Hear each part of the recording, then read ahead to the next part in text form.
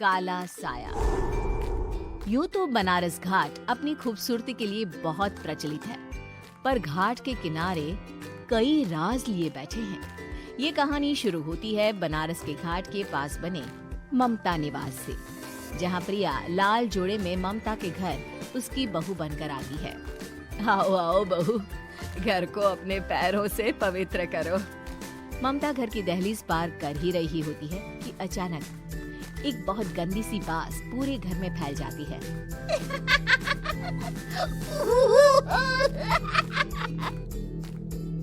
ये बदबू और ये आवाजें, ये कौन हंस रहा है माँ? अब ये पड़ोसी ना हमारे थोड़े अलग से है। कहाँ हम शाकाहारी और ये मांस मच्छी खाने वाले। छोड़, तू ध्यान मत दे और गृह प्रवेश कर। और हाँ बहू, अपनी सास की एक बात हमेशा याद रखना, इन पड़ोसियों से तो कभी बात नहीं करेगी। अच्छे लोग नहीं है ये।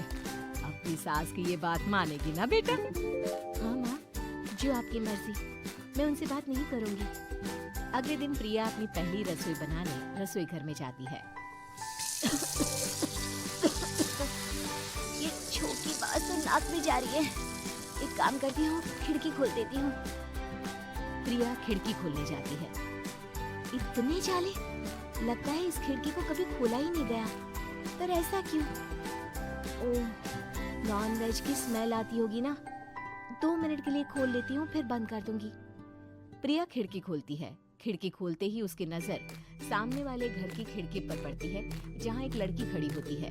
हाथों में मेहंदी, लाल रंग की साड़ी, बिल्कुल सजी धजी, मानो प्रिया की तरह ही वो भी नई नवेली बहू हो। वो प्रिया को देखकर मुस्कुराती है। हे भगवान, माँ ने तो इनसे बात करने को मना किया था। प्रिया फौरन ही खिड़की बंद कर देती है और तवे पर चढ़े रोटी की ओर देखने लगती है, पर वहाँ रोटी न होकर मछली पड़ी होती है।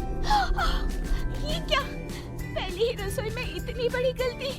हे भगवान, अब मैं क्या करूं? प्रिया बहुत डर जाती है और फौरन रसोई की सफाई करने और फिर सभी के लिए खाना बनाने लग जाती है। जब वो सबको खाना परोसती है, सब तो ठीक है, मैं बेकार में चिंता कर रही थी। हे भगवान, ऐसे ही बस अपनी कृपा बनाए रखना। रात के वक्त जब सब सो रहे होते हैं, तब प्रिया को पायल की आवाज सुनाई देती है, जिससे उसकी आंख खुल जाती है। ये पायल की आवाज कहाँ से आ रही है? प्रिया उठकर उस आवाज के पीछे छत की सीढ़ियों तक जाती है। तभी उसे बच्चे के रोने की आवाज आती है। प्रिया छत पर जाती है तो क्या देखती है?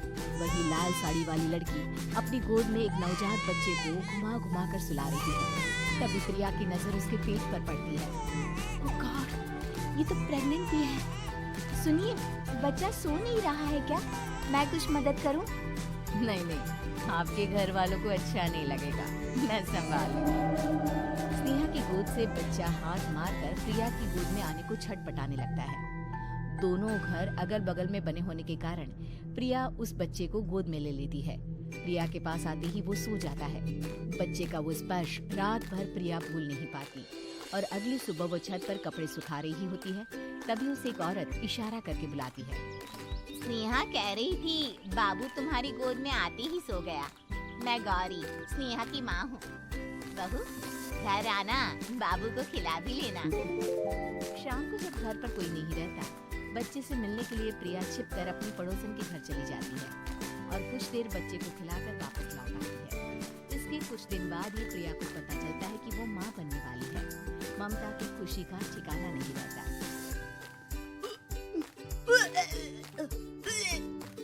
माँ जी, पता नहीं क्यों उल्टी आ रही है।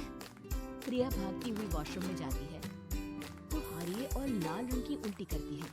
उस उल्टी में से कीड़े निकलते हैं। ये क्या? खून और ये कीड़े! माँ! माँ! प्रिया की आवाज सुनकर ममता दौड़ कर आती है, पर बेसिन में कुछ नहीं होता। प्रिया हक्की बक्की रह जाती है। ये सब क्या हो रहा है? प्रिया घबरा जाती है और अपने कमरे में जाकर सो जाती है। डर के कारण वो इतनी थक जाती है कि उसकी आंख लग जाती है। तब उसे ऐसा लगता है उसके पेट पर मानो कोई बैठा हुआ हो। कौन हो? प्रिया के पेट पर एक 5 महीने की बच्ची बैठी हुई थी, जो बुरी तरह जली हुई थी। माँ, तुम ही मुझे लाई ना अपने पेट में। मैं तुम्हारी माँ नहीं हूँ। कौन हो तुम? माँ, देखो मैं जल गई बुरी तरह से। 6 महीने पेट में रहने को भी मुझे नहीं मिला। सहला दो ना माँ। बचाओ, बचाओ, माँ। ममता दौड़कर कमरे में आती है। प्रिया की बातें सुनकर वो सब समझ जाती है। तू कहीं बगल वाले घर में तो नहीं जाकर आई ना बहू? मुझे माफ कर दो, मैं गई थी माँ। उस घर में सब मरे हुए हैं बहू।